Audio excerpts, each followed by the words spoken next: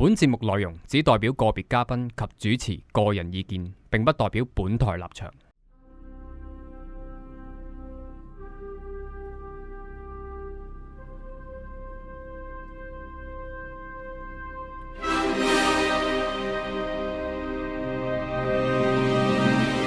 自有文明以嚟，人類就識得利用騙術去誘捕獵物。文明越進步，伴隨而嚟各式各樣嘅謊言、弄虛造假嘅伎倆推陳出新，百花齊放。時至今日，煙幕、隱性催眠、誤導性嘅包裝，已經將造假嘅造詣推向極致。究竟呢個世界乜嘢先至係真嘅呢？喺呢度，我哋同大家揭開不聞說的真相。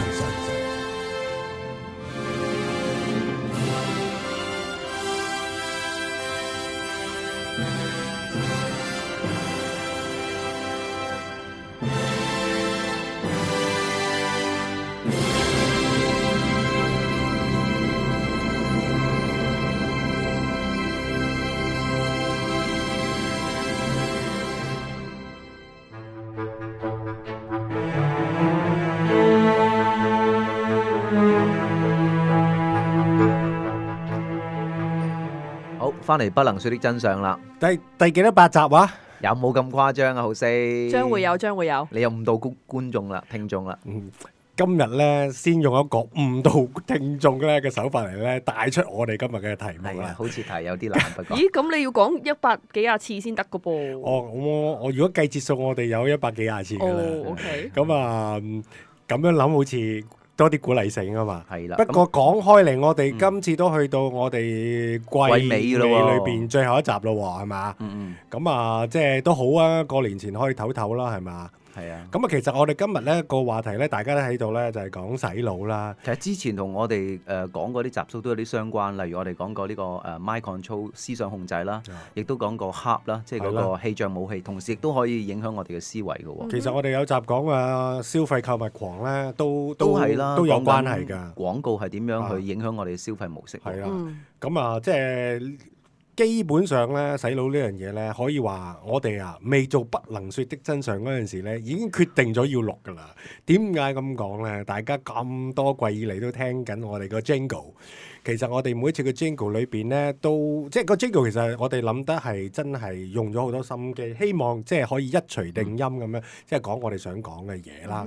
大家記唔記得啊？各式各樣嘅謊言。弄虛造假嘅伎倆推陳出新，百花齊放啊嘛！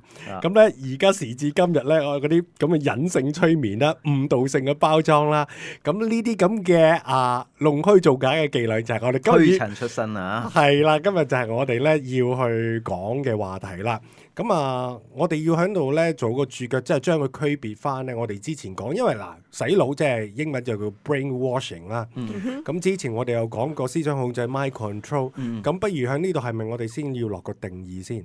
嗱應該咁講啦。我哋之前譬如講 mind control 嗰集咧，佢會用一啲咧涉及咗科技層面嘅。藥物層面嘅，甚至乎利用即係一啲嘅儀器啦，去影響我哋人腦嘅思維，以至到我哋個精神狀態。咁呢一個係比較我哋所講係硬啲嘅 hardcore 啲嘅呢樣嘢係一啲可能粗暴性啲啦，或者係同埋係多啲科技性嘅含量喺裏邊啦嚇。係啦。咁啊硬銷啲嘅。今日咧我哋講嘅咧就係洗腦咧，係啦，就應該係軟性啲嘅嘢啦，甚至乎係我哋日常生活發生緊，但係你唔知道或者唔為意嘅軟性催眠咯。咁樣我哋要俾個定義佢喎，即係中原，你嘅洗腦嘅定義係點樣嘅？我嘅洗腦定義啊，咁其實就係有一啲人啦，或者一個集團啦，一群人啦，佢想將自己嗰個價值觀咧嚇，或者佢自己意願啦，透過一啲嘅方法，好有系統咁樣咧。影響我哋嘅思維啦，或者係想將呢個嘢夾硬咁樣塞俾你嘅。咁呢一個咧，我自己就定義為係一個洗腦嘅行為啦。咁啊，其實洗腦咧，我哋生活上可以話係好多我哋時時刻刻啊，都係接觸緊一啲咧被洗腦或者我哋係即係會牽涉到咧容易俾人洗腦嘅東西嘅工具啊。即係我想講嘅係即係諸如電視啊、電影啊、收音機啊，其實宗教啊、政治啊、報紙啊，咁呢啲嘢咧廣告啊，都係有好多牽涉到咧有洗腦成分。今日我哋就慢慢逐一咧就去同大家分享下我哋嘅看法。係啦，咁我哋今日主力咧會縮窄到4個層面啦。咁我哋會講政治啦、廣告啦、傳媒同埋教育呢4個範疇咧，點樣係影響我哋嘅思維啦，或者係滲透一啲咧洗腦嘅過程喺裡面喎。好，咁咧就我哋點樣開始先啊？我講邊樣嘢先啊？嗱，你又問咗我洗腦嘅定義，咁阿何姐你自己對洗腦嘅定義有啲咩補充啊？嗱，我咧就唔敢補充，唔敢用我自己嘅定義嚟補充。咁咧，我哋咧亦都係即係做咗啲研究啦。我喺網上揾到啲資料啦。咁英文嚟嘅，咁咧就喺度咧就撮譯一下啦。咁佢話咧，原來咧洗腦係一個咧有系統地不道德地咧去咧操控咧。用一啲操控嘅手段咧，去游說啊，或者係說服咧嗰個接收者，去即係符合翻咧佢想咧倡導嘅一個理念咯。咁即係其實即係可以話廣告呢樣嘢開宗明義就肯定咧就係要去達到洗腦個效果，所以可以話每一個廣告咧都包含咗洗腦嘅一個成分喺度咯。好啊，咁我哋不如就透由呢個廣告開始做起啦。嗱，原來有一啲嘅市場學家咧，佢做過研究啊，我哋每一日咧所聽到啦、睇到啦或者接收到嘅廣告咧係超過咧3000個。哇！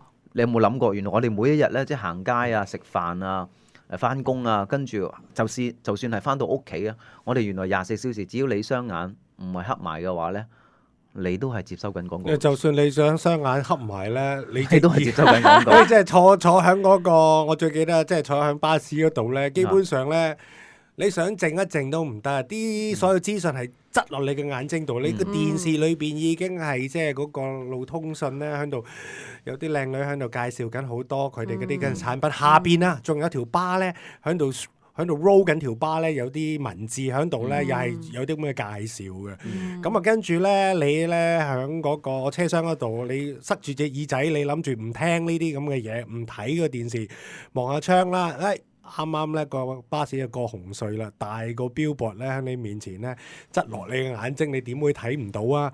係人都知。阿容祖兒如果要開演唱會嗰陣時咧，你一定會知嘅，因為你喺收音機你會睇到，你過紅隧又會睇到，你打開電視又有廣告，你打開份報紙都係。即係如果廣告商有個資訊要話俾你聽咧，佢哋係會即係不計成本啦，鋪天蓋地啦，咁樣就喺任何個角落嗰度咧，都會咧將資訊塞落你嘅眼睛。嗱，本身廣告咧，我哋可以當佢係一種嘅宣傳嘅伎倆或者技術啦。本身係帶有個藝術成分嘅藝術係有藝術，因為廣告都係有藝術成分㗎嘛。我明。咁但係佢最主要係傳播啦、教育啦、提醒或者推銷嘅功能出現啦。譬如我有一個服務或者一個產品想話俾你知嘅，我就會透過廣告咧去傳遞呢一個產品嘅資訊話俾你聽。咁但係咧廣告咧，我哋如果用得唔好嘅話咧，或者係用一啲偏頗嘅方法咧，就會扭曲咗嗰個產品裡面嘅功能，或者令到接收者咧對呢個產品咧有一個唔正確嘅認知。嗱，我舉個例子啊，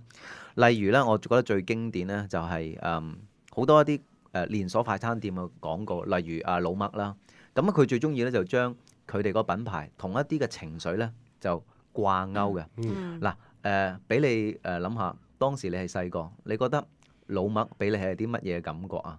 你會諗起一啲乜嘢情緒出嚟啊？開心啦，開心啦，仲有咧？係啦，好味啦，好味啦，仲有咧？麥當勞叔叔咯，麥當勞叔叔紅頭髮啦，佢嘅紅形象頭髮啦，啦，係啦。咁其實原來老麥咧，佢係最中意咧就係用呢一種形象化。首先佢就會攞一個 icon 啦，即係一個人啦，着一啲間條嘅衫啦，紅色頭髮啦，小丑。因為呢一樣嘢咧，原來人對於一個即係生命體咧，係會特別容易引起佢嘅興趣同埋注意。佢好似同緊一個人去交流啦。第二咧，就係好容易咧就將一個情緒咧同佢嘅產品係掛鈎。我最記得咧，佢有一個廣告係一個 BB 瞓喺個搖搖籃嗰度，佢搖高嗰陣時咧就見到麥當勞，跟住咧佢就笑。當佢落翻嚟嗰陣時咧，見唔到個麥當勞嘅廣告咧，個 logo 啦，見到個 logo 就跟住咧佢就唔開心。咁啊來來回回咧，咁啊塑造咗形象，即係話 BB 一睇到 M 字呢個 logo 咧，佢就會好開心啦。見唔到咧就唔開心，就會喊啦。嗱，呢個咧就唔單止幫呢個 BB 洗咗腦，亦都幫家長洗咗腦，即係話 BB 一喊唔開心嘅話咧，帶你帶個麥當勞啦係嚇，你就會咧令到佢搞掂咗啦，佢就會開心翻啦。嗯佢就好巧妙咁樣咧，將一個人嘅情緒啊、七情六欲咧，同呢一個公司嘅品牌咧掛鈎咗啦。係啊。嗯咁其實咧就除咗麥當勞之外咧，全部廣告商咧，基本上咧佢哋都係可以話係用一啲好系統性啊，或者係其實呢個係一個好高深嘅學問啊，即係其實牽涉咗好多心理學嘅範疇啊。嗯咁咧喺呢度咧，或者我講講呢一啲咧，即係通常佢哋用嘅廣告手法裏邊包含咗啲乜嘢嘅技術含量啊嚇。好啊，咁啊，大家了解咗呢個技術含量咧，就希望咧我哋更加之醒目啲啦，唔好咁容易俾人呃啦嚇。咁啊，第一樣嘢咧就係咧佢哋咧就好多時咧就中意咧喺個廣告裏邊咧就好似講到咧有好多選擇俾你㗎。咁但係咧每一個選擇咧去到最尾咧都係咧去返同一個結論，就係你去嗰度購買嗰樣產品。你俾個例子嚟咧，咁啊好似你想好好玩，又好好食，又覺得咧好新奇，係乜嘢啊？哇！即刻諗到啦，乜出奇蛋啊嘛，係啦一次滿足過你我費事幫佢賣廣告啊。係啦，幾個願望係嗰個啦，啊你咧就想咧肌膚緊緻、白滑、冇皺紋、去色斑。有7個功能嗰隻品牌唉，啊嘛，咁啊用邊樣嘢啊？又係咁樣啦哦嚇。乜乜 Total Solution 啊嘛係啦，咁你呢啲就真係好潛移默化地洗咗你嘅腦咧，就覺得咧，即係無論你咧係有邊一種選擇，你係要好玩，你係要好食，你睇下買出奇蛋，你要白滑又好，你要緊緻又好，咁你都係咧要去咧買呢一隻 SK2。啊，咁我會睇到咧，其實廣告佢仲有一個嘅常用嘅手法咧，就係話佢會將資訊咧限制咗喺一個特定嘅環境之內咧，令到你咧對呢個廣告咧產生一個錯誤嘅觀念。嗱，呢度講到個例子就好似係鑽石能量水啦，咁佢個廣告好短啫，得10秒嘅啫。咁啊，其中咧佢呢一個系列廣告咧有成5個系列㗎嚇。第一個系列咧就係講一個細路仔坐咗喺個馬桶上邊，跟住好唔開心，托住個頭。咁一睇就知佢坐喺馬桶上邊愁眉苦面，緊係便秘啦，唔舒服啦。咁啊，跟住咧就有把女嘅旁白嘅聲音就係話：哎呀，每次便便都咁辛苦 ，call Diamond 啦嚇。咁畫面咧就即刻咧就見到咧 Diamond 嗰個商標啊、電話 number 啦。呢個係佢第一輯嘅廣告。第二輯嘅廣告亦都係沿用翻同一個方法，佢先製造咗一個問題或者一個環境，然後咧就好似一個救兵出嚟。第二個系列嘅廣告就係咁樣啦。嗱，佢就話一個後生嘅媽媽啦，拎住一桶水啦，去到個台底下邊啦。但係原來嗰個媽媽咧點解要匿埋台底？因為佢個仔唔肯飲水啊。跟住咧又有一把女嘅旁白聲就話：係咪小朋友飲水咧有困難咧 ？call Diamond 啦。咁跟住又見到 Diamond 嘅商標啦，同埋嗰個電話。嗱，你會睇到佢個模式好簡單，佢係製造咗一個問題、一個環境啦、一個處境嚟嘅。咁跟住佢就會顯示嗰間公司嘅 logo 啊，或者佢嘅產品。咁你就好容易聯想就話，如果你遇到呢啲咁嘅問題咧，你只要揾有個 solution 俾有個你啦。 solution 俾你啦。咁佢就會直接將呢個咁嘅模式咧就影響住你嗰個消費啦。如果你有便秘啊，或者你個仔女唔肯飲水嘅話咧，好簡單啊！原來我睇完呢個廣告之後咧，我就揾到個 solution 啦。但係個廣告巧妙之處咧，就係佢冇直接話俾你聽，呢個咧就係一個唯一嘅即係一個辦法啦，或者係飲咗呢啲水咧就可以解決呢個問題。佢只係陳述或者係製造一個形象出嚟，你透過呢個品牌嘅產品咧，你可以解決。疑似解決啦，或者係可以令你聯想解決呢個問題嘅方法。仲有一種手法喎，咁咧就係咧不斷咧去 repeat 咧嗰個信息啊！大家有冇留意到啊？即係尤其是我記得咧，我去翻深圳啊，或者響即係華南嘅地區，響國內咧睇電視咧，佢哋就最中意咧用呢一種手法，就係咧。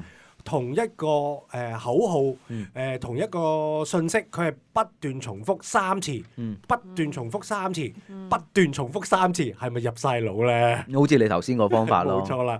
咁其實呢種方法咧，亦都係真係有呢個科學根據嘅。即係頭先我講過，即係廣告其實係牽涉咗好多心理學嘅一啲知識啊、神經學嘅一啲學問嘅研究嘅。咁其中咧，即係研究洗腦嘅一本即係好代表作嘅書咧，就係個作者叫 Catherine Taylor 啦，響唔知係咪04年咧出版嘅嗰本書，就係叫做 brainwashing 啦，就係洗腦啦。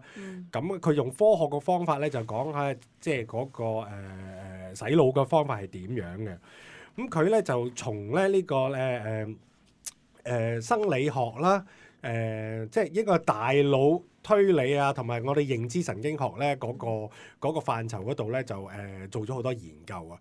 咁啊，喺好多即係臨床嘅科學研究裏邊咧，就做咗好多實驗，證明咗咧，其實咧我哋嘅思想咧，我哋嗰個思維其實係不斷咁樣去變噶嘛嚇。咁啊，而咧其實我哋思維裏邊咧有好多軌道喺個大腦嗰度啊，我哋嘅神經軌道啊。咁而對於新嘅知識啦，我哋咧就係通常都要走一個比較多啲路徑，比較冗長啲、迂迴啲嘅路徑去接收啦。咁但係咧，當你不斷咧去重複同樣嘅一個信息嘅時候咧，咁呢啲咁樣嘅軌道咧就會打開特別暢通嘅。咁所以咧，從此證明咗就係不斷 repeat 咧，就已經係一個非常之有效嘅手法。咁啊，所以你見到好多廣告都係即係可能你睇一個練習劇4次嘅廣告時段裏邊咧，你都會見到，咁你就會咧印記咗喺你自己腦海裏邊潛移默化咯。嗱，好簡單啦，俾一個例子，大家你好明白。如果你有一嚿錢，你係情願係買頭版一個 full page 廣告啊，定還是將嗰嚿錢咧斬開一個星期，但係咧你買封底或者係內頁裡面廣告，可能得嗰1/4版嘅啫，但係每一日咧你都會睇到，你覺得邊一個成效會好啲咧？如果按我頭先嗰個咁嘅理論咧，就真係要分開4次斬件啊，係啦，斬件模式啦。播放。咁所以廣告咧就有個特質就話最唔怕你唔睇電視，你一開電視，只要我呢個廣告不斷重複又重複嘅話咧，就會將呢一樣嘢咧植入到去你自己嗰個潛意識裡面啦，或者令到你咧對呢一個廣告咧習以為常，好容易接收咯。我想問下丁奇有冇一啲廣告係令你好難忘？哇！呢個真係洗腦廣告嘅經典或者代表啊！梗係近期都唔係近期嘅，前期加之韓雲嘅牙刷廣告啦。邊一座咁多種？有個巨星不斷咁重複一個字講晒㗎啦，就係個尖字。冇錯，可惜講到我唔好講，我聽到廣告我即刻想打爆電視會熄機啊！哇，真係好煩咯，我俾個感覺係好煩厭啊！呢一樣嘢係。仲有咧，其實除咗廣告之外咧，有啲歌都好洗腦嘅，大家有冇咁？有，仲有啦，就係上年啦，PSY 唔係嘥嗰首唔算啦，即係江南 style， 而係香港咧張東欣嗰首軟雪糕啊！哇，即係短嗰首歌幾分鐘啊嘛，出現咗成80幾次食軟雪糕咁樣，哇！我就記得咧啲人話嗰首歌係膠中之膠啊，真係。係嘛？係啊！我咧就記得咧嗰個日本卡通片咧《崖上的波兒》嗰首主題曲。佢嗰個波兒係咁喺度轟我咧，就真係我覺得就好洗腦。聽完之後咧，唔知點解咧，嗰個波兒呢一句歌詞就不斷喺你嘅腦嗰度回盪。我都有喎，真係啊！你講開係不斷咁完全咁植入咗我腦度啊，不斷咁喺度播，真係。呢個就係咧，即係你 repeat 不斷重複咧嘅一個洗腦嘅果效啦，我可以咁講啦。唔係喎，但係有啲人咧對呢種嘅模式咧好抗拒。嗱，諗下你阿媽由細到大，阿仔出門着多件衫冷啊，阿女出街唔好咁夜俾男仔呃啊。但係你係咪真係會好在意同埋好記得呢句説話？其實咧，你在唔在意都好咧，可能你不斷聽，你都會跟着做咯。即係就係咁講啦。你俾我餓咗咁多次，唔好講咁多，我而家即刻着衫得。係啦，即係咁樣咯，都有效嘅。咁都係有效嘅，原來係。呢個溫馨善意嘅。中原你講得好啱嘅喎。其實咧，即係講到洗腦嚟講咧，即係除咗廣告之後咧，呢度真係要講翻咧。根本我哋嘅生活裏邊咧，同我哋接觸嘅人好多都係洗緊我哋腦，好多時最多嘅就係老婆洗老公嘅腦。咩啊？老公洗老婆就得啦，唔好成日話老婆洗老公。係咯，通常都係女人 powerful 啲嘅，即係以我嘅能力強過男人嘛嚇。咁啊跟住咧就嗰個父母啦，尤其是母親啦，母親教仔嗰陣時都係你要教好佢，你亦都要不斷去 repeat 同一樣嘢。咁所以咧，其實喺家庭裏邊咧，嗰個組合咧都會牽涉到咧，即係有感覺上幾洗腦嘅成分嘅喎，咁啊教育啦，我哋生活嘅教育，其實教育亦都係一個咧，如果要攞嚟作為洗腦工具咧，係一個非常直接有效嘅，因為尤其是我哋細路哥啊，尤其是青年期嗰啲時間咧，咁就即係特別咧容易咧去接收人哋講嘅嘢，即係青年又係點咧？喺嗰個發育期啊，嗰個青春期嘅時候咧，個人咧就情緒特別激盪啦，咁咧有好多時咧，喺激盪嘅情緒底下咧，咁就會咧比較容易咧導向咗一種belief 喺度，所以大家都見到啊，好多學生運動咧，咁都係其實有時咧都會牽涉咗咧，佢哋係淪為咗一啲俾人利用嘅政治工具，都會有咁嘅成分。嗱，就好似你啱咁講啦，其實咧小朋友講緊3歲幼稚園嗰啲都係一種，因為佢係一張白紙嚟㗎。係啦，其實你教佢乜嘢，佢根本係植入佢完全係未，即係佢個腦袋裏面未有思考，即係分析嘅能力啦。咁其實你講乜嘢，老師講乜嘢，佢都會盡信㗎啦，已經。所以喺呢一部分嚟講咧，即係我哋都好即係最關注㗎啦，就係咧即係教育裏邊咧，我哋就不能夠牽涉到洗腦啦，所以亦都會即係上年我哋即係搞咗個國民教育科咁大個風波出嚟，因為即係大家都會好關注我哋嘅教育裏邊咧，其實係好容易達到洗腦嗰個果效嘅。嗱有啲人咧就好極端咁樣講，就話教育咧就等同於洗腦。咁啊，中原咧對呢句説話咧就會畫個交叉嘅，即係我哋要將教育同埋洗腦呢兩樣嘢分開嚟處理或者分開理解先。嗱，首先咧教育嘅目的咧係讓人去認識一樣嘢東西啦，無論係一種嘅學問啊，或者係一件嘅事情啦。同埋咧，教育另有一個目的就係令到人咧學識去獨立去思考、去判斷，能夠產生一個批判嘅思維啊嘛。然後再喺唔同嘅資訊裏面咧建立自己嘅觀點或者諗法。嗱，呢個咧就係我定義為教育嘅目的。咁但係洗腦就同教育就好唔同啦。洗腦咧就啱啱係相反，佢只係令到你咧產生一種單一嘅價值觀，同埋咧可能對其他唔同嘅選擇或者嘅思想咧，你會完全去拒絕啊、摒棄。形成一種嘅單一嘅思想啦，嗱呢一個咧對我嚟講咧就係屬於叫做洗腦啦。咁所以洗腦咧同教育咧係兩碼子嘅事。咁但係會有一啲嘅國家啦，或者係教育機構啦，甚至乎係有一啲嘅社群咧，會藉住教育去滲透一啲洗腦嘅模式俾佢哋。就你咁講，其實簡單講一句，應該話教育係可以會變成洗腦嘅一種工具。冇錯啦，冇錯啦，係所以要特別注意啦，我哋啦嚇。咁啊，頭先其實我講咗一個例子咧，都係一個手法嚟。你講國民教育係咪？我國民教育叫講完啦，我哋陣間係可能會唔會再講多啲？我不如而家都講多少少咯。咁可能即係大家都知道喺上年3月份啦，咁啊政府就即係推出咗一個中國模式國情嘅專題教育手冊啦。咁呢個手冊咧係政府有份資助。咁啊雖然佢係揾出邊嘅團體去寫啊，咁但係呢一個團體所寫出嚟嘅描述嘅中共咧就係進步、無私、團結嘅，同時亦都批評其他嘅國家咧係唔好嘅，例如美國嘅民主憲制啦，佢就話佢政黨惡鬥、人民當災，即係佢就會好歌頌啦中國共產黨嗰種模式啦。但係對於其他民主嘅國家咧，佢就用一種批判啊，或者係醜化佢嘅形象，咁令到人覺得咧呢一套嘅國民教育嘅手冊咧係有問題。咁咧就嗱，姑勿論佢裏邊咧寫啲嘢係即係點樣偏頗啦。咁首先咧有一個注腳就係我自己認為咧，就國民教育呢樣嘢就唔係錯嘅，都係即係應該做。即係我覺得大家就即係唔可以即係咁叫做一面倒咁樣咧，就推翻咧就應該執行國民教育呢樣嘢，因為其實咧世界各地任何一個強國弱國都會有國民教育㗎啦。咁我可以咧就話俾大家聽，如果咁開宗明義直言叫做國民教育咁去教你咧，基本上都已經咧你自然就多咗一分防範嘅屏障喺度咧，你自己可以咧即係帶過一個自己批判性嘅眼光去消化啊嘛。其實有啲國民教育咪仲惡毒，即係佢係可以即係滲透喺你日常嗰啲學習嘅課本裏邊嘅一啲概念，咁其實更加之咧遠消潛移默化一個細路哥咯，我覺得。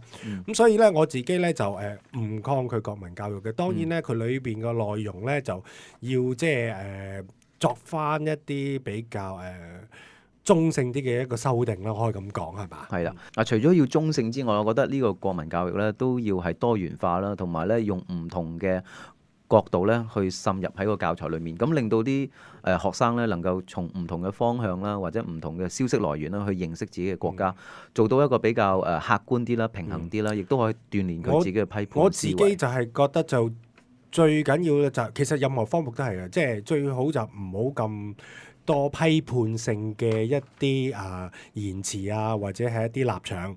咁其實即係提供一啲實質嘅資訊啊，即係一啲事實嘅資訊俾學生，咁佢自然就感受到嗰份愛國嘅熱情㗎啦。我哋已經足夠啦。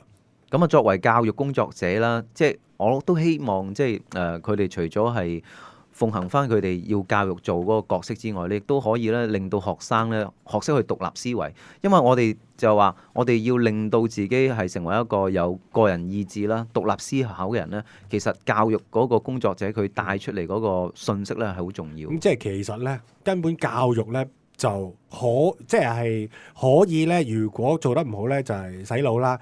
但係咧，如果教得好咧，即使係防洗腦，因為咧，即係教育係可以係叫做鍛鍊咧我哋個學生，我哋一啲成長中孩子嘅邏輯思維啦、判斷啦、分析能力啦。咁我覺得咧呢樣嘢咧都可以話係即係最有效咧咁樣去防止洗腦嘅一啲根基啊嚇，要從學校裏邊打起。好，鍾完啦，我哋第一節咧就講到呢度咧就差唔多啦，係嘛？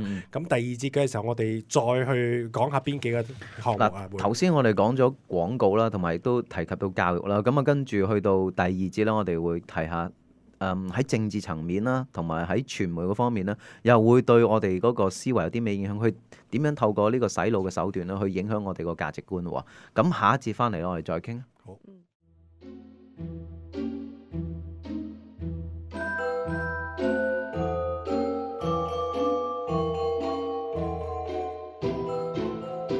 喺滿布謊言嘅世界裏邊，我哋嘗試抽絲剝繭，探索真相。當你以為已經睇得清楚嘅時候，你會發覺有時候黑幕背後隱藏住更多陰謀，真相背後原來仲有真相。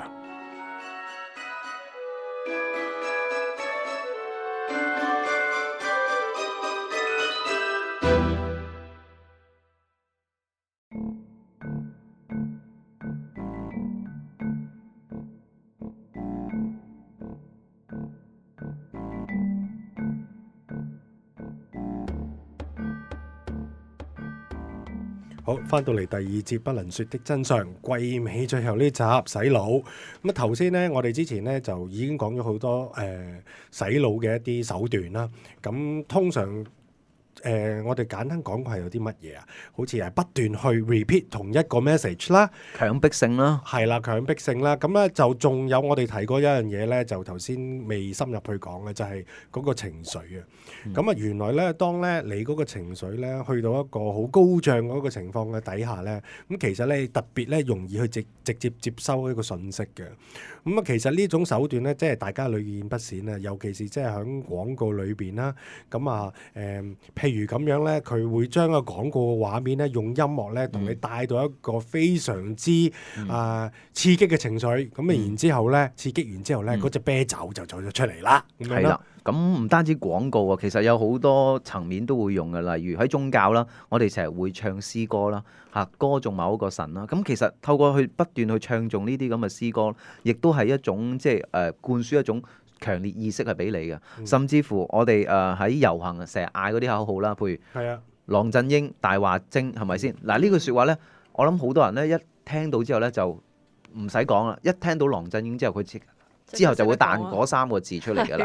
咁呢個就係話口號不斷重複再重複嘅咧，就好容易令你潛移默化。同埋嗌嗰陣時，你係有好高漲嘅情緒，你會舉埋手勢啊嘛。咁所以咧，即係嗌口號咧，真係都幾洗腦嘅。係啦，咁而洗腦嗰陣時咧，除咗會令你情緒高漲，第二個睇到嘅特質就係話佢會製造一啲群眾壓力，同埋身邊嘅人咧施加去影響。點解話遊行嗰個威力咁大咧？因為口號唔係淨係你一個人嗌嘛，係全條街同心一齊以同一個聲調或者係同一個嘅思想咧去嗌出嚟，咁所以個威力咧就好強啦。你諗下，10萬人一齊叫同一個口號，你話幾咁壯觀啊？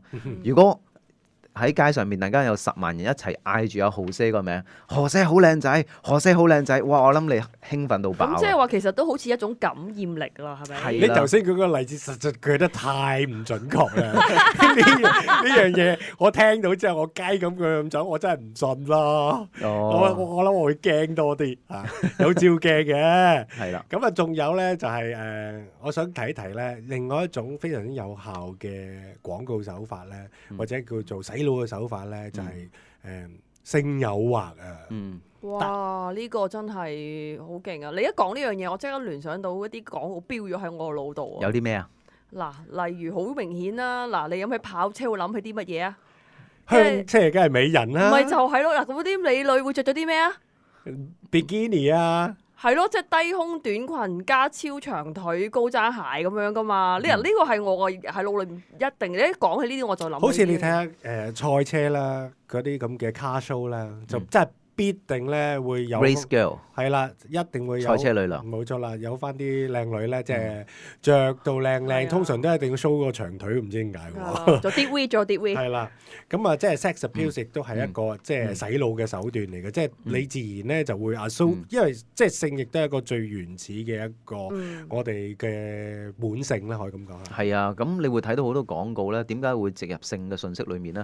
就話掀起我哋個最原始嘅慾望，因為我哋人其實可能都係為咗兩個嘅目的去推動自己嘅生存啫嘛。一個就係為咗去解決我哋嗰個食啦，第二咧就係話我哋需要性。咁如果當嗰個廣告能夠掀起你嗰個生存慾望最基礎嗰兩個要求嘅話咧，佢就會將呢個廣告裡面帶出嚟想要嗰個嘅信念咧，就變為一個需要嘅信念咯。仲有喎，有啲咧叫做係嗱頭先講嗰啲咁嘅性嘅表述嘅手法咧，就可能直接揾個靚女喺度啦。咁仲有咧，其實咧權力啦地位啦，呢啲亦都係咧，其實咧係一種同性有關聯嘅一種驅動嚟喎。知唔知點解我咁講啊？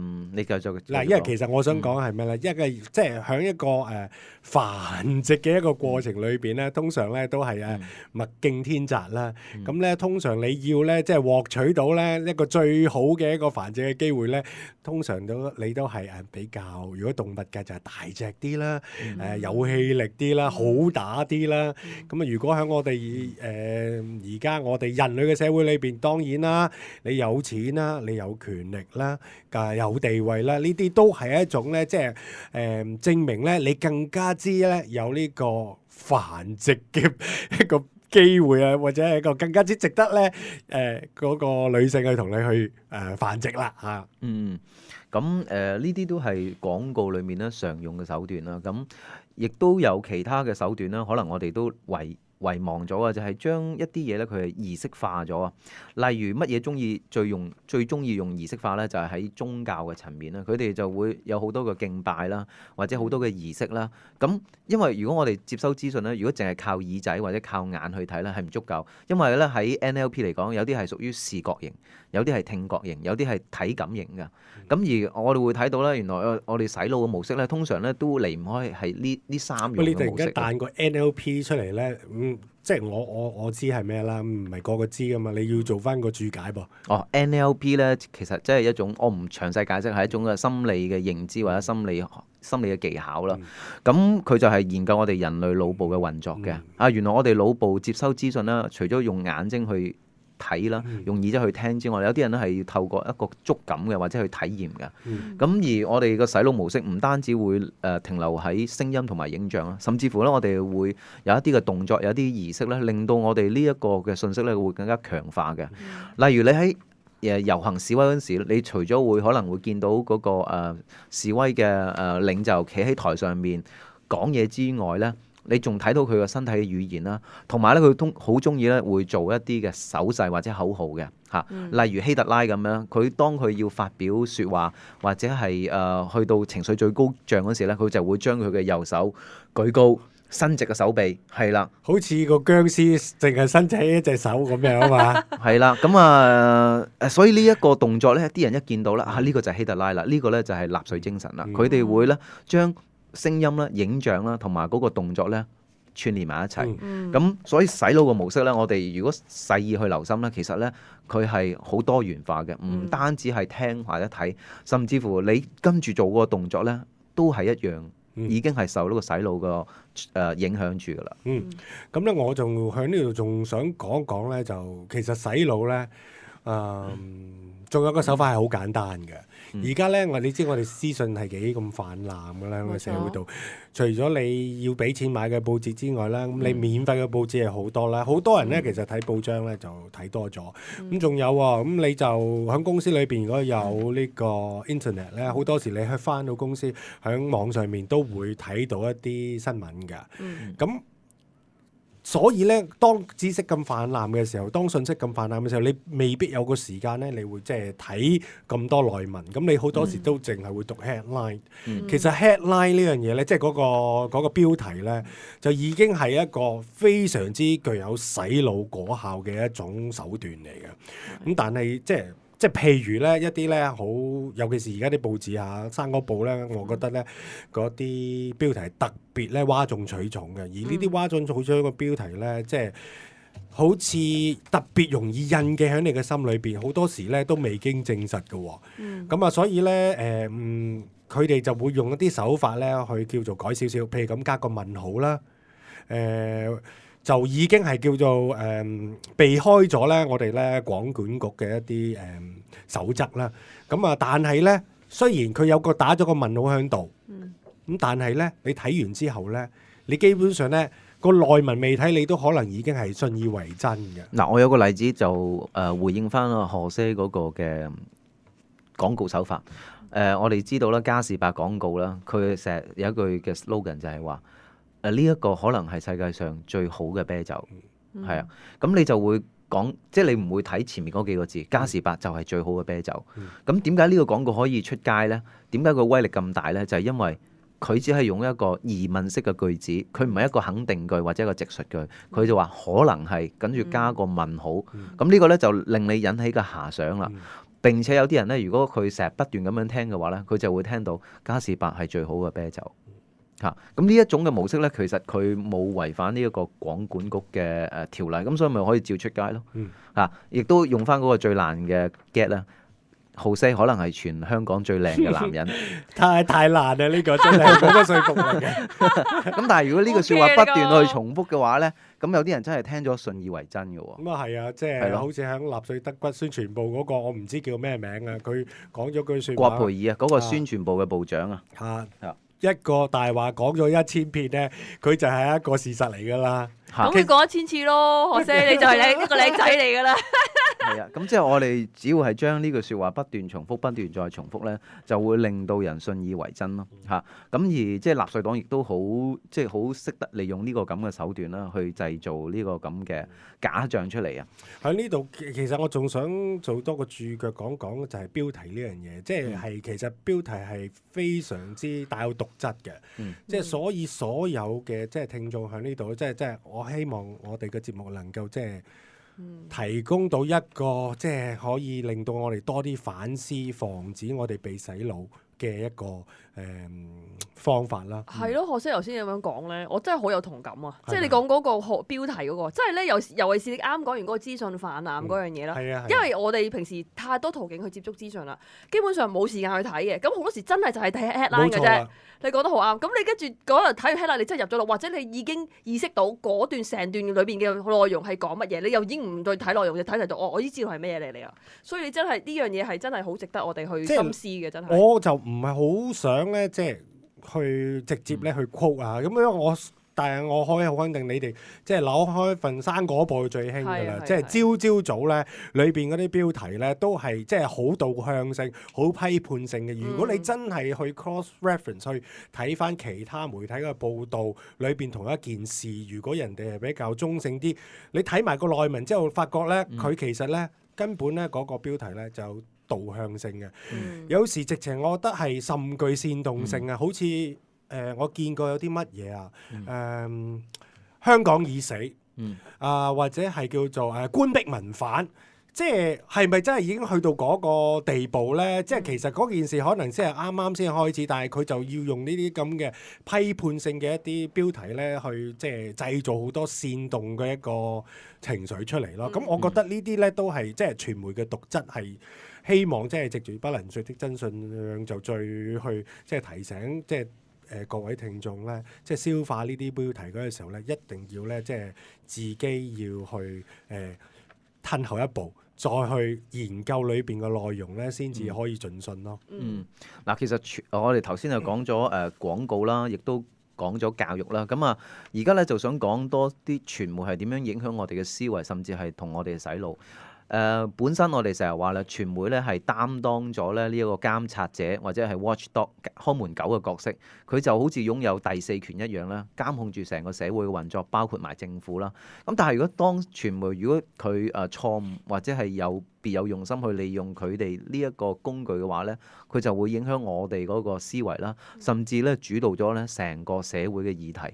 嗱，就好似生果報咁啦，喺上年啦，咁佢就製造咗兩個好重要嘅議題啦，一個咧就係國民教育啦，第二個咧就係倒梁行動啦。咁過去嗰段日子咧，佢差唔多用成個幾兩個月嘅時間咧，每一日嘅頭條咧都係鋪天蓋地咧，就係針對翻國民教育啦，或者係倒梁啦，將呢件事係不斷放大再放大。咁佢就主導咗成個社會嗰個方向啦、視線啦，亦都令到成個政治嘅形態咧，好受呢一份報紙嘅影響。嗱，我就唔信啦，即係我阿梁振英做成點咧，我冇得批評，我冇咁嘅資格嚇。咁但係咧，我唔相信咧，佢即係成個月或者上任至今咧，淨係做咗衰嘢嘅。即係點樣嚟講，佢即係一公半職嗰啲咧，講都冇講過。即係我唔相信每一個政策佢即係介紹出嚟嘅，一定係錯㗎。咁啊，如果係錯的話，我相信亦錯，亦都不止佢一個啦。我哋下邊咁多下邊我哋特首下邊嗰啲智囊，咁全部都係廢㗎啦，係嘛？嗱，咁除咗係講翻即係傳媒佢有個能力去製造我哋公眾議題之外咧，我哋亦都想提到咧，即係一個特別嘅名詞叫傳媒霸權啊，或者係傳媒公審啦。咁咩叫傳媒公審咧？就話喺一件事未有一個定性之前啦，或者未有一個即係結案陳詞之前咧，傳媒已經喺報導呢件事咧，有佢自己一個好主導、好主觀嘅立場，然後咧就加以批判、加以係鞭撻呢件事或者呢個人嘅。咁呢個傳媒公審咧嗰個例子啦，就好多好多好多。咁啊，例如梁振英啦，咁已經喺報紙上邊啦，被某一份報章咧已經係公審佢，定性為即係佢可能係一個騙子啊，或者係佢一個係最劣質嘅行政長官。嗱，之前嗰個都係㗎，唐唐講真嗰陣時選緊嗰陣時，亦都係俾人哋日日攞出嚟審啦，係啦。咁啊，估唔到兩個都衰響僭建呢度咯。冇錯。咁我覺得就話對一個事件咧，譬如特別係一啲涉及刑事或者法律嘅事件咧，最好都係等法官判咗呢單嘢，咁我哋係陳述翻呢件事。咁就唔係喺呢件事未有一個結案陳詞之前咧，我哋已經將佢定性為佢有罪，或者係用一個方法係導引啲人咧認為佢係唔啱。同埋即係你不斷去無限放大咧一個小污點咧，我覺得係亦都唔公道嘅。即係簡單講僭建呢單嘢啦，僭建當然係一個問題嚟嘅，都係一個罪行啦。如果根據香港嘅法律，但係有個國內嘅朋友講得好好啊，其實佢哋嚟睇到我哋講僭建呢啲咁嘅新聞咧，喺度散笑我哋，話覺得我哋好戇居啊。佢話點解咧？僭建我哋國內啊，家家戶戶個個都僭建㗎啦。僭建咧，我哋嘅定義係咩咧？叫做物盡其用咯。即係其實咁樣話物盡其用唔守規矩咧，就當然係佢係比較一個極端嘅説法。不過我咁講話俾大家聽咧，就亦都咧可以話，所有香港嘅豪宅十之八九咧都係有僭建嘅成分噶啦。所以咧，無論你推邊一個官出嚟咧，咁我相信咧，即係都會好容易咧就俾人哋咧去捉到呢啲咁嘅錯腳，即係痛腳咯，咁講咯。咁如果你話嗰個媒體，即係媒體好厲害，因為佢掌話語權啊嘛。咁你喺裏邊咧，用單一個角度咧，將個小污點嘅無限放大、再放大，根本咧就係誤導咗公眾咧，去研究一啲咧根本唔係好關事嘅一啲事，就反而忽略咗一啲咧比較重要啲嘅一啲資訊同埋看法咧，就冇俾人哋咧就去作深入嘅研究，咁樣更加之係咪令到我哋即係作為觀眾啊，作為讀者咧，我哋睇唔到全部咯？我覺得呢個真係最大嘅問題咯。嗱，我哋不嬲都講啦，即係我哋新聞學嚟講，要做到報導咧客觀、公正、持平啊嘛。咁但係咧喺現實上嚟講，其實每一份報紙咧都有佢自己嘅風格，甚至係有佢自己嘅立場嘅。咁所以我哋會分到左派嘅報紙啊、右派嘅報紙啊，或者係精英報紙，或者係走中間嘅路線嘅。嗱，我對於報紙有佢自己立場咧，呢一個咧係持中性嘅，即係冇反對，亦都冇支持。咁每一份報紙有佢自己立場係應該嘅。咁但係有時喺有立場嗰陣時候咧，有一啲嘅我哋嘅睇法就係話，我哋點樣可以做到持平同埋公正咧？呢一個咧其實係冇絕對嘅喎。嗱，舉個例子啦，好似1月1號遊行咁樣。假設警方報導人數係有1萬人，而民陣即係主辦單位咧，佢哋公佈嘅人數咧係有8萬。OK， 咁如果作為一份報紙咧，佢就應該兩個數據都會講嘅。警方咧就話有1萬人遊行，而民陣嗰方面咧就話有8萬人遊行。好啦，但係其實在場裡面有一個記者，可能佢睇到唔係8萬，亦都唔係1萬，可能係4萬。咁但係基於咧記者佢只係一個報導事件嘅角色嘅啫，佢係將呢個資訊咧呈現翻出嚟，佢唔可以有自己個人嘅批判嘅思想，或者有個人嗰個嘅或者直情觀察係你明明有兩個官方嘅數字喺度咧，即係你自己你個記者你自己嘅觀察講嘅數字準啦，定係咧官方嘅數字咧？咁我相信佢哋自己內部指引亦都可能係一定要咧，即係叫做有根有據，所以咧都係要攞翻呢啲咁樣嘅官方機構發布嘅數據咯。所以姑勿論佢自己見到係2萬、3萬定4萬啦，即係佢唔可以話我們的觀察就是3萬4萬咁嘛。佢一定要講咧，即係政府係講1萬，民陣係講8萬咁樣咯。咁其實咧呢啲咁樣嘅指引，亦都其實影響咗我哋咧了解資訊嗰個充分嘅角度咯。因為而家嚟講咧，其實好多人咧佢接觸個資訊咧係比以前多好多。我都即係好誇張咁樣講，其實每個人都可以記者，只要佢有一部手機，佢能夠拍到聲音同畫面咧，佢就已經可以咧報導到一單嘅新聞。但係而家啲人對傳媒嗰個要求咧係高咗㗎，佢唔單止佢要報導嗰件事，甚至乎咧可能佢已經要求佢咧係有一定嘅立論或者係一定嘅睇法。咁而記者喺呢度角色咧，其實佢仲可以咧再深化啲，或者再做多少少，就係將佢現場所見，或者如果佢能夠提供一個更多嘅渠道、有道嗰個讀者去認識呢個事件嘅真相嘅話咧，其實記者某個層面上面咧，佢都可以有自己嘅睇法啦，有佢自己嘅觀察啦，甚至將佢睇到嘅嘢咧寫埋出嚟。我自己咧就覺得最緊要就係即係作為一個記者，應該係將因為佢係第一身喺現場嗰度見到嗰個事情嘛，即係應該將最充分嘅角度、唔同嘅角度嘅資料咧，都提供晒俾公眾，等佢哋自己咧有足夠嘅素材咧，去作翻一啲自己理性嘅批判同埋分析咯。就最唔好最曳嘅就係好多傳媒就係用一啲好偏頗嘅一啲角度咧，即係基本上係一啲導引式嘅一啲言辭啦，或者係一啲煽動性嘅一啲咁嘅標題咧，就係誤導公眾咯。咁不過頭先阿鐘元講咗一樣嘢好重要嘅，就係而家其實基本上成也是 internet， 敗也是 internet 啊。咁就係因為咧，自從即係 internet 即係互聯網嘅發達啦，即係可以話個個人都是記者。咁其實響 YouTube 響網路上咧締造出嚟嘅新聞咧，可能都仲係更加之客觀啊！我好似講1月1日嘅報導咧，我自己啱啱嗰陣時又假期期間就離開咗香港，一翻到嚟就睇緊咧1、2嘅新聞嘅報導已經係將1月1日裏邊發生嗰個遊行嘅事情咧鋪天蓋地，份報章咧都差唔多用一種角度去睇嘅。但係可幸咧，就係咧原來咧喺 Internet 喺 YouTube 嗰度咧都有好多人咧喺現場嗰度咧就個個有部手機嘛，已經係可以做到記者啦，新聞記者嚟噶啦嘛，電視新聞記者添嘛，因為有影像嘅，咁啊拍咗落嚟就放上 YouTube。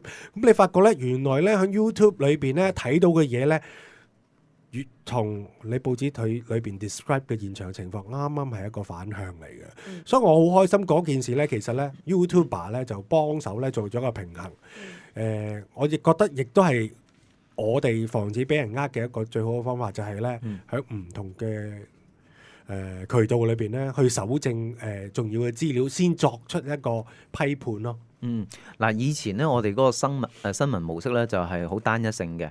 咁你諗下啦，如果呢一件事即係1月1號嘅遊行係發生喺40-50年之前嘅，我諗大家對呢件事咧嗰個睇法咧，或者係嗰個定位咧係好一致嘅，因為跟報紙啦，因為大家都好相信報紙啊，或者係傳媒所講嘅嘢嘛。咁但係如果呢件事發生喺現世嘅話咧，咁呢個故事咧就變咗有好多唔同嘅解釋啦，亦都好多唔同嘅方向。而互聯網嘅出現咧，就正正係填補咗呢個空隙，令到啲人咧可以從一個市民嘅角度啦，去記錄呢件事，並且由市民喺網上發布呢啲唔同嘅資訊，任由網民或者係讀者咧佢自己去加以分析。你睇下，其實我哋有幾單新聞喺即係呢幾年咧係熱爆嘅新聞都係由 YouTube 裏邊咧爆出嚟嘅。一單就係巴士阿叔啦，大家記得啦嚇。咁啊，另外有一單咧就係嗰個導遊姐姐，唔記得咗叫咩阿珍啊嘛，係嘛？冇錯係。亦都係即係互聯網咧裏邊咧就係幫我哋睇到香港真真正正旅遊裏邊嗰個幽暗面啦，可以咁講啦。咁啊，我覺得都反而係即係發揮咗個幾好嘅一個監察嘅作用嚟嘅。係啊，嗱，相對於以前同而家嘅比較咧，而家去進行洗腦咧係難咗好多，因為我哋以前科技冇咁發達啦，我哋可能最多人咧就係睇電視或者係聽收音機啊，或者睇報紙去接觸一個資訊。咁呢個資訊嘅傳播模式咧係點對面嘅，點對面嚇。咁而缺乏咧互動交流，但係自從有咗互聯網之後咧，我哋每一個人咧都可以成為資訊嘅接收者同埋製造者咯。我哋既有權利可以係獲取唔同嘅資訊，但我哋都可以咧將我哋嘅意見啦，甚至我哋睇到嘅事情嘅真相咧發布上去，無論透過討論區啦、透過 Facebook 啦、Twitter 啦，或者係 YouTube 啦，咁成個新聞或者資訊嘅流通咧就變得好互動啦。而如果當權者或者係某一個集團或者某一個公司啦，佢當佢需要去製造一個議題，或者係製造一個洗腦嘅 pattern 嗰時咧，就有一個難度，因為原來其他人都可以透過唔同嘅渠道咧去檢測呢個信息有幾真有幾假，或者佢想做啲乜嘢嘅。咁去到下一節咧，咁我就會講多啲有關咧，我哋點樣去防止去被人洗腦，同埋咧點樣鍛鍊大家咧，提供一個獨立或者批判嘅思維，令到大家接收資訊嘅時候咧更加精明。咁我哋下一節翻嚟再傾啊！揾咗真相咁多年，點解謊言仍然存在，陰謀繼續發生？雖然我冇辦法令你清楚每一件事，但係喺探索真相嘅路途上，只要有你同路，你就會聽到不能說的真相。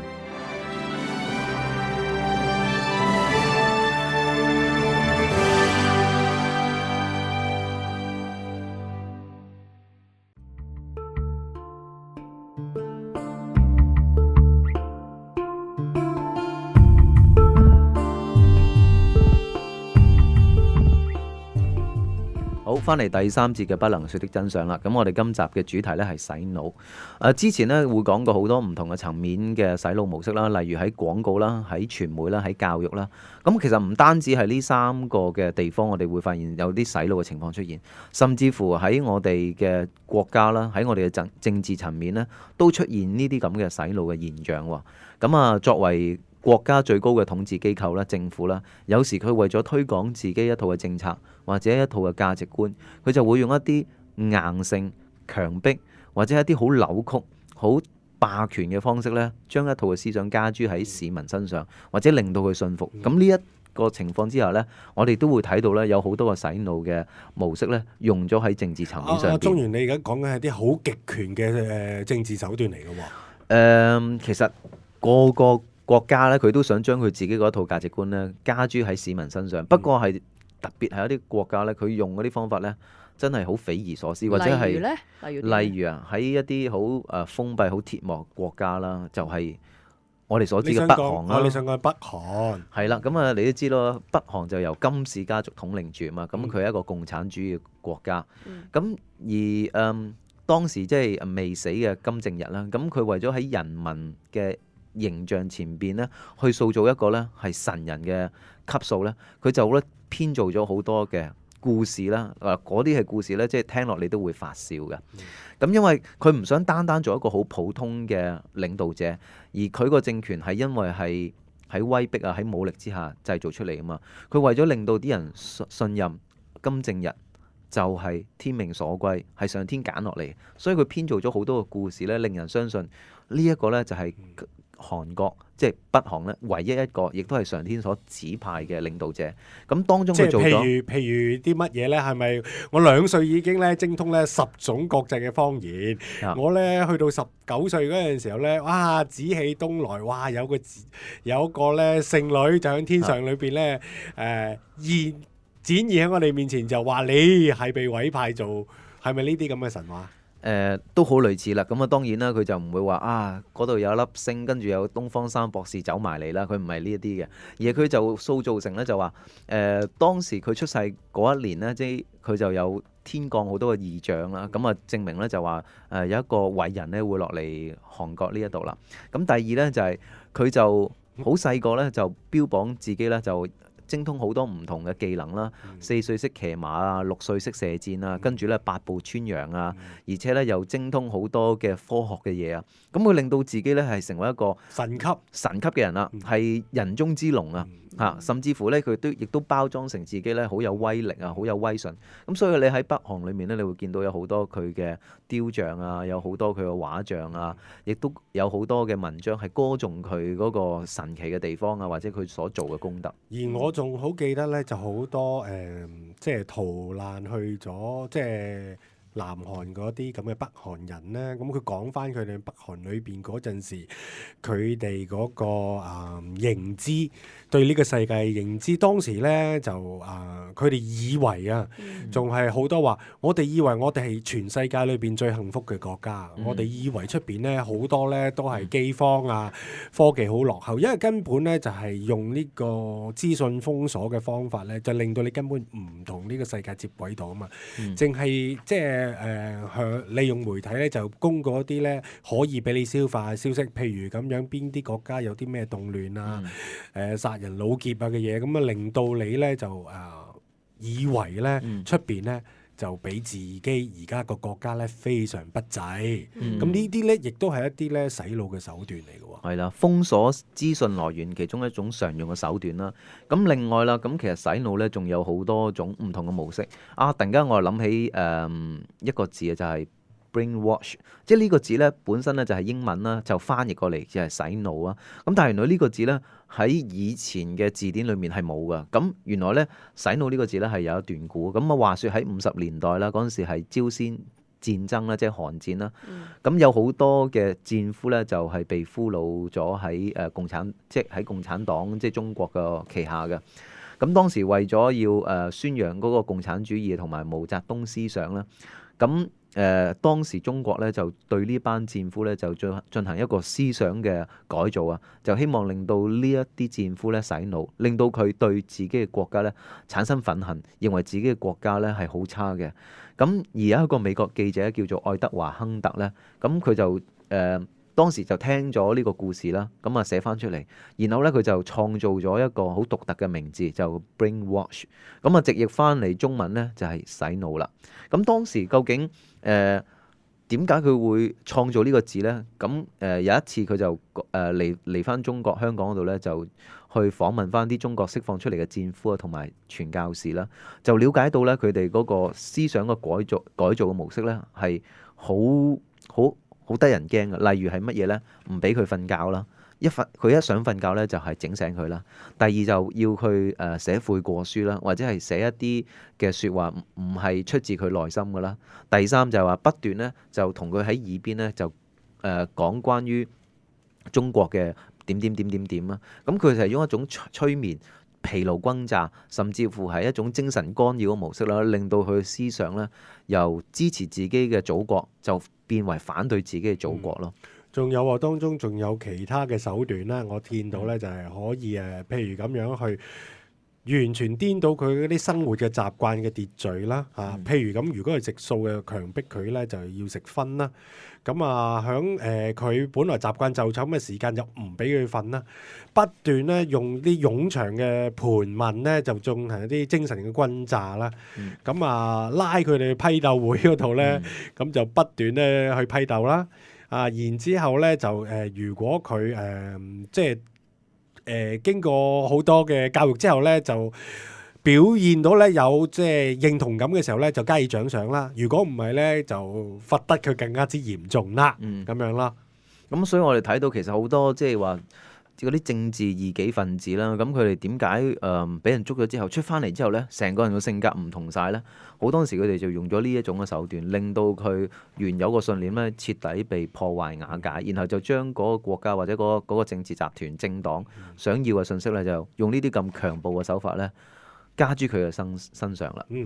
咁咧而咧即係講咗咁多政治嘅咧，我都想講講咧有啲洗腦方法係宗教咧係好中意用嘅。點樣？咁其中咧頭先咧都講過少少噶啦，就係嗰個即係資訊嗰個控制啊，即係去即係淨係去嘅個 filter，即係去過濾過咧，即係你可以讀嘅資訊嘅成分咧，先至俾你去睇。咁啊，仲有咧就係隔離啦，締造你嘅內疚感啦，利用恐懼感啦，或者係佢哋澎湃泛濫嘅愛嘅轟炸啦嚇，貶低咧其他嘅宗教啊，貶低外界啊，咁啊然之後咧就或者係斷絕你個經濟啊，令到你有經濟上嘅依賴嘅時候咧，即係都係一啲咧即係宗教咧洗腦嘅手段嚟嘅。咁我諗即係其實都。我哋喺不能說的聖經嗰集都講咗好多啦，就或者我哋喺呢度唔太詳細探討啦，因為反正阿中原你都話想開一集咩話？想講下即係邪教啊。係啦。咁再補充少少啦。咁原來咧即係英國 BBC 咧喺10幾年前咧佢就整咗一套嘅紀錄片咧，就叫做《暴政5部曲》啊。咁呢個紀錄片咧就係講翻喺人類史上咧點解會出現咁多一啲咁殘酷啊、咁變態嘅政權出現咧？例如咧，佢就研究咗當時第二次世界大戰嘅德國納粹黨啦，亦都研究過盧旺達點解會有啲滅絕人性嘅種族屠殺啦。咁佢哋歸納出咧有5個嘅步驟咧。嗰啲暴君咧，或者係嗰啲咁嘅政要咧，係點樣去殘殺人民啦，或者用呢一種嘅洗腦模式咧，令到成個國家咧係變成一個殺戮嘅戰場。咁啊，第一個重要咧就話一個好明確嘅敵我區分，你同埋我嗱。如果你唔係我嗰個種族咧，或者你唔係屬於我嗰個類型嘅話咧，佢就將佢壁壘分明咁樣標籤咗一個好一個壞嘅。例如好似當時嘅德國啦，咁佢就標榜自己係一個優秀嘅日耳曼民族，係基因全個地球最優秀嘅，人種最好嘅，最聰明嘅，體力最好最靚仔嘅。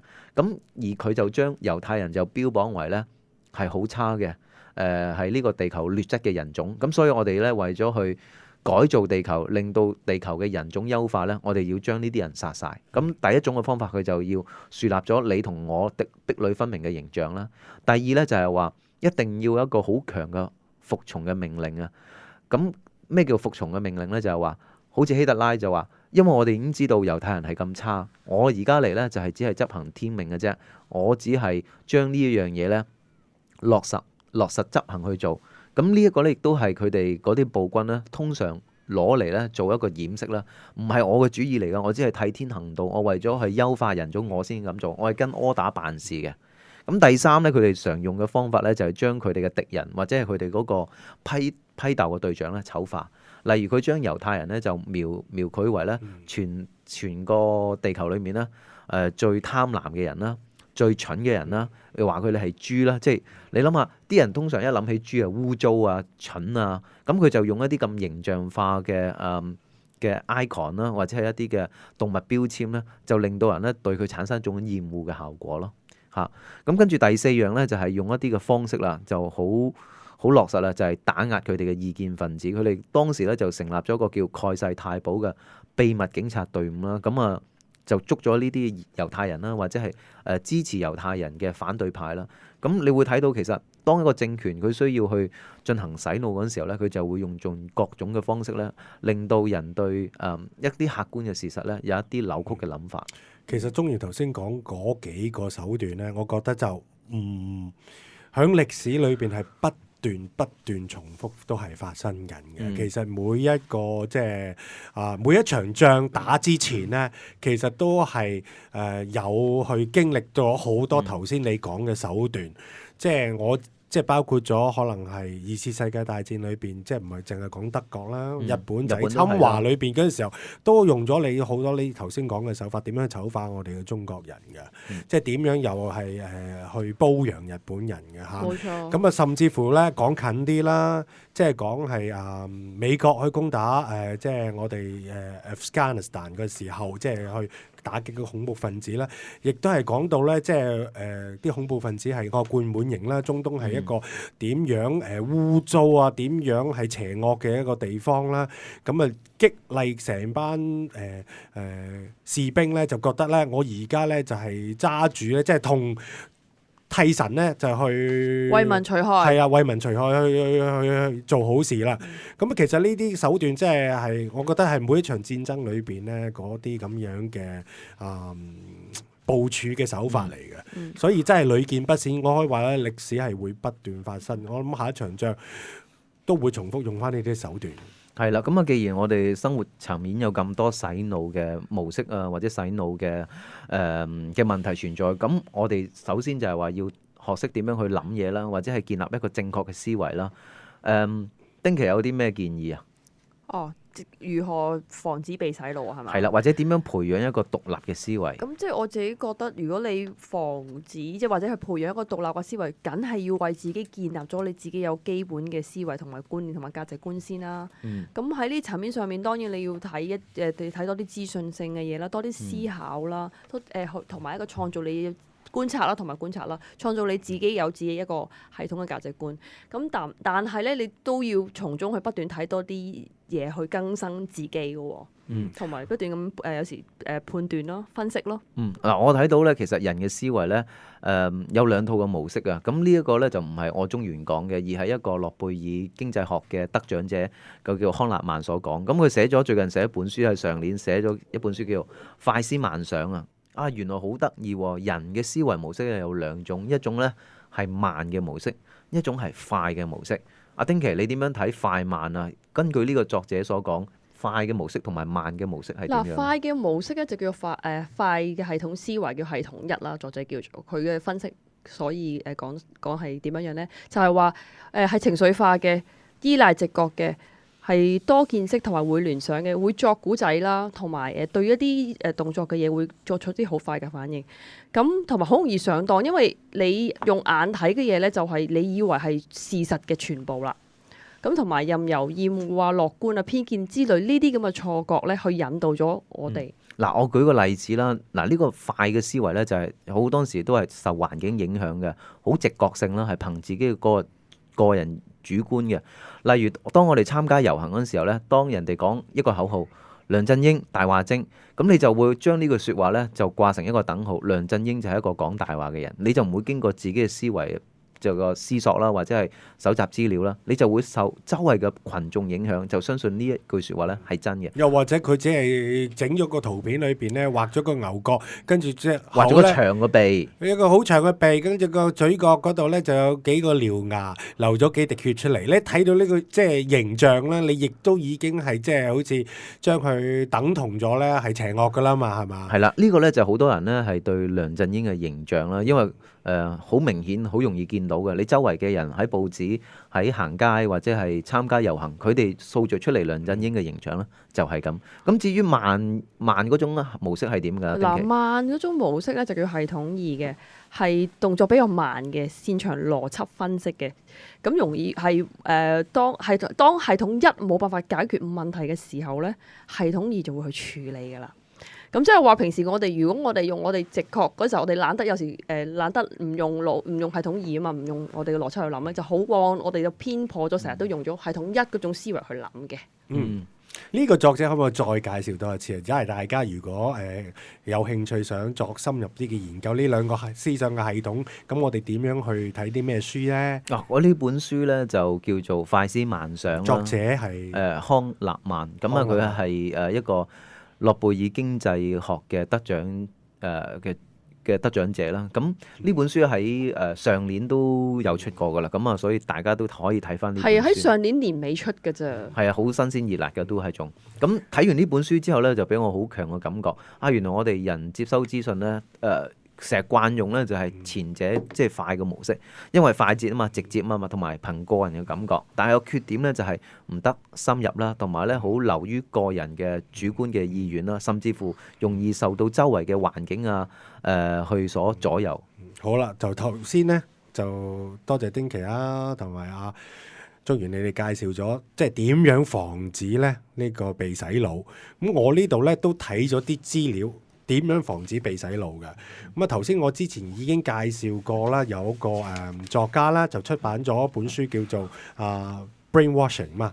咁講多次個名叫 Kathleen Taylor 啦Kathleen Catherine，跟住 Taylor Taylor。咁佢咧亦都即係講咗好多咧，就防止洗腦嘅一啲方法係點樣嘅？咁佢咧就稱咧話最緊要咧就係喺唔同個渠道嗰度咧去吸收資訊，先至能夠培養到咧呢個獨立嘅思考能力啦。咁咧就可以避免去被人哋惡意嘅洗腦。咁其實咧我自己一睇到呢個説話，我已經覺得咧呢個亦都係咧我哋不能説的真相裏邊嘅任務，就係要做呢樣嘢。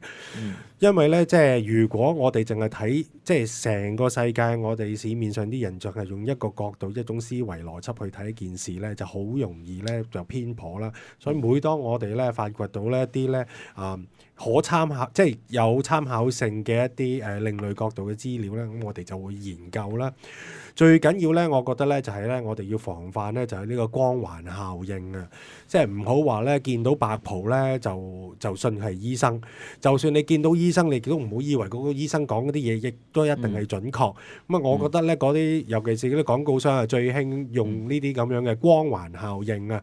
只要嗰個人着咗件即係戴，你估啊嗰個法官啊戴咗嗰個假髮嚟講啊，白曬咁佢就好多智慧啦咩？即係呢啲都係一啲光環效應，即係令到我哋咧就好容易信服。我最記得就係以前咧細細個啲父母都好興講嘅咋，喂有單咁嘅嘢，喂原來咧飲牛奶咧，喂可以防止骨質疏鬆噶，喂你點知㗎？喂報紙都咁講嘅啦，喂呢句説話就真係好權威㗎啦。以前真係報紙係非常權威，真係有個光環效應，因為可能以前傳媒嘅操守亦都係比較好啲啦嚇。咁樣我自己覺得咧，今時今日咧，我哋咧就真係要防止咧，我哋自己太過執迷咧光環呢樣嘢。咁除咗喺報紙裏邊涉獵資訊之外咧，咁咧。原來咧 YouTube 咧上網啦，咁亦都係可以即係平衡到我哋啲角度嘅。光環效應，我想有少少補充，好似何西頭先講啦，我哋不嬲都覺得牛奶係好嘅，咁因為牛奶可以幫我哋補鈣啊嘛，有鈣質啊嘛。咁但係我哋就係信咗呢樣嘢啦，我哋就係認為牛奶呢樣嘢咧有呢個好處之後咧，跟住我哋就相信無論牛奶有啲乜嘢成分都好啦。或者牛奶所製造嘅產品都好啦，都係全部都係好嘅。但係我哋就係因為用咗第一種嘅快思維，我哋純粹係好主觀啦，受到傳媒嘅影響之後咧，我哋就忘記咗原來牛奶嘅好處咧，我哋係忽略咗嘅，甚至咧我哋咧係 ignore 咗啦，即係唔去再認知一樣嘢，例如牛奶可以佢會影響我哋嗰個嘅體質變酸啦。亦都可能會令到我哋咧會過敏啦。咁呢樣嘢我哋係忽略咗啦，或者係唔會聽入耳嘅嚇。咁你會睇到咧，原來光環效應咧會影響我哋嗰個思維。當我哋如果對一樣嘢認定咗佢好嘅話咧，跟住我哋就睇唔到佢其他嘅特質。即係我又舉翻以前講過一個例子，個廣告裏邊有一個咧着白袍嘅人走出嚟，咁咧佢就話咧佢係牙醫，咁咧就佢一致推薦咧大家用呢一隻牙膏。唔好傻瓜啦！嗰個係咪真係牙醫咧？咁仲有，如果係真係牙醫咧，如果真係牙醫的話咧，亦都唔係代表咧佢一定係咧講嘅嘢係啱嘅，因為佢企咗出嚟個賣廣告已經係有一個即係商業嘅一個利益成分喺呢度嘛。佢收咗錢係講呢句説話噶嘛，係嘛？即係我自己咧就覺得咧我哋要特別咧，即係小心咧，呢個光環效應，唔係佢頭上戴咗個假髮咧，咁就代表咧，即係我講法官啊，係咪好興戴個假髮，咁就代表佢滿腹經綸啦咩？就代表佢公道啦咩？即係最緊要咧，大家咧就要有個批判嘅角度，就係其實每一個報紙嘅標題啊，每個廣告都係。喂，大家要知道究竟咧講呢句説話嗰陣時個出發點係乜嘢咯？究竟佢係有冇導引你一個立場嘅成分咧？咁如果你只係帶咗呢一個咁樣嘅一個過濾嘅一種思維方法嚇，比較咧就比較慎重啲、小心啲去分析嘅時候咧，咁啊容易啲咧防止俾人哋去呃咯。嗱，其實除咗即係呢一個月環效應之外，或者我頭先所介紹快思慢想嗰本書，另外我近期都睇到一篇文章咧，都覺得幾好啊！佢係由 AM730嘅創辦人啦，施永青所寫嘅。咁佢個標題咧就係叫如何避免被洗腦喎。咁我就唔詳細講呢篇文係寫啲咩啦。咁但係佢提出一啲嘅論點，我覺得幾值得大家參考嘅。第一，佢個論點就係話，我哋要養成一個獨立嘅思考模式，咁能夠對自己個見解咧進行反思。嗱，呢個係幫助我哋咧避免一個洗腦最重要啦，或者係一個最先行嘅思維模式啊。佢舉咗一啲例子嘅，例如當我哋如果參與一啲示威遊行集會，而淨係聽示威主辦機構所講嘅面之詞嘅話咧，或者我淨係嗌一啲口號咧，我哋好容易咧就會陷入咗嗰個迷思當中，認為嗰樣嘢咧就係真啦，同埋好容易令到咧自己喺群眾裏面咧失去咗個獨立嗰個思維嘅能力。係啊，咁即係等於你頭先咧講嗰陣講咗其中一個例子，就係話當你嗌口號嗰陣時候咧，好啲人嘅群眾效應啊，係咪？係啦。咁你就好容易墮入咗去嗰個角色裏面啦，同埋你嘅思維都係俾佢哋好容易咁樣去侵略㗎。係啦，阿丁奇嗰度講得啱啊！即係第二個論點就係話唔好受到群眾嘅影響而令到你嘅警覺性變低啊！特別一啲口號式嘅講法啦，咁通常咧人多講嘅嘢咧就未必一定係真嘅。你估10萬人講同一句口號就係代表正確啦咩？可能如果本身呢句口號已經係錯嘅，10萬人都話何西係靚仔，你信唔信咧？係咯，咁所以我哋講講1000次就係成真嘅啦嘛。係啦，咁我哋真係要聽清楚啦，唔係話人多講嘅嘢就啱噶。OK， 我哋都要經過自己嘅思維嘅。咁施永青仲有第三個論點嘅，就話真正嘅知識咧，其實喺我哋嗰個自然界啦，或者喺我哋嘅社會裏面咧得到嘅。我哋不妨咧多啲用自己嘅五官咧，眼耳口鼻啊，或者用我哋嘅手手腳腳一齊去獲取呢啲資訊啦。咁然後咧就將呢啲由外界接收嚟嘅資訊咧，就形成自己嘅思想系統，透過不斷去實踐咧、修正啦，同埋檢視咧，先至塑造一個自己嘅信念出嚟。咁即係話唔好淨係睇單一嘅途徑，我哋真係要自己咧身體力行，睇唔同嘅嘢，聽唔同嘅聲音，咁我哋先至咧有一套比較完整啲嘅思想系統咯。我自己咧就覺得咧尤其是頭先舉個實例，即係講到遊行嗰啲嘢咧，我覺得咧一定要自己要防止，就係唔好響咧激動嘅情緒裏邊咧就去去做決定啊。因為每當你個情緒咧高漲激動嘅時候咧，其實咧激情會衝昏你嘅頭腦咯。咁試下咧，盡量咧喺自己情緒高漲嘅時候咧，去抽身出嚟。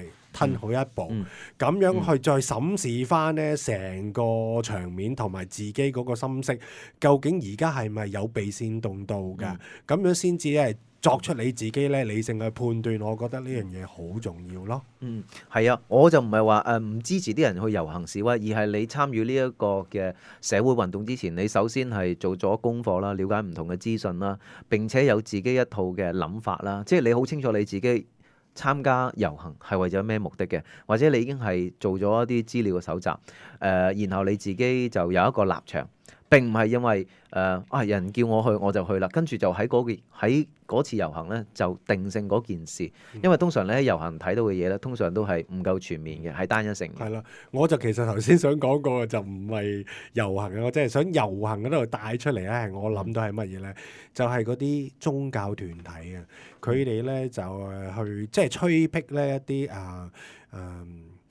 一啲信徒咧去決志嘅時候咧，未必叫信徒啦，即係可能只係嚟你去報道會嗰啲人咧，咁佢哋就會用呢啲咁嘅群眾嘅壓力啦，或者締造你嘅恐懼感啦，或者係激盪你嘅情緒，令到你去到一啲非常之感動嘅位嗰度咧，然之後咧喺嗰個情況底下咧，就叫做催逼你咧去決志，就係決定自己入呢個宗教，即係我就會特別咧喺呢度咧，即係提點咧所有嗰啲準教徒咧，記住唔好咧，即係因為一時之間嘅一個情緒嘅激盪，咁就隨便咁樣。喂，信教呢樣嘢係一種即係好神聖嘅嘢嚟噶嘛，不如自己即係再去諗清楚，喺一個自己認為冷靜嘅情況底下，先至去做呢個咁嘅決定，咁係咪嚟得更加之純潔咧？我覺得係咪？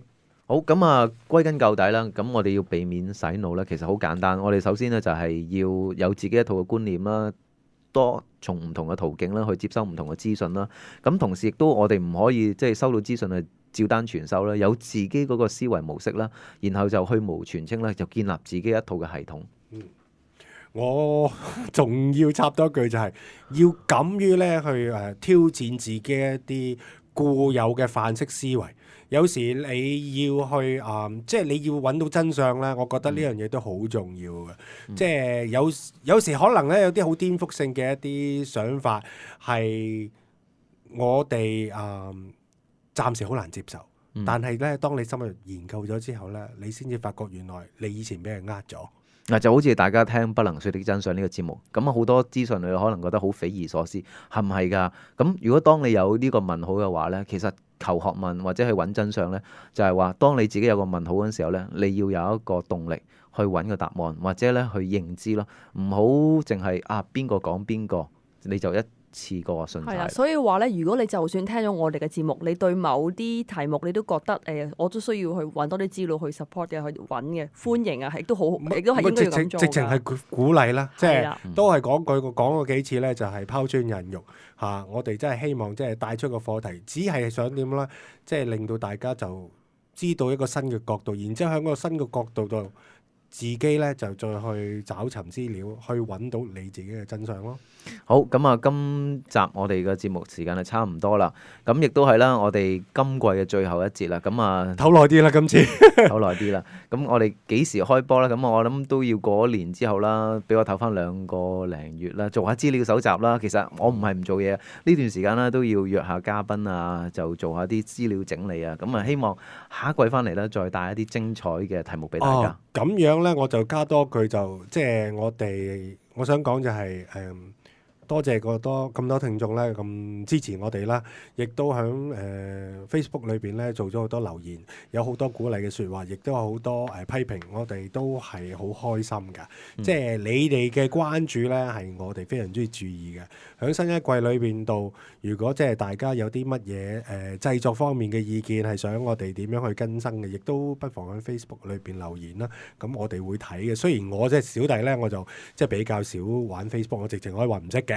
咁但係中原喺度噶啦，丁奇喺度噶啦，咁你哋幫手消化多啲，留意 Facebook 裏邊嘅資料，咁我哋一定會作開會去檢討，睇下點樣可以將節目做得更好。好，咁啊，時間到此為止啦，拜拜。拜拜。拜。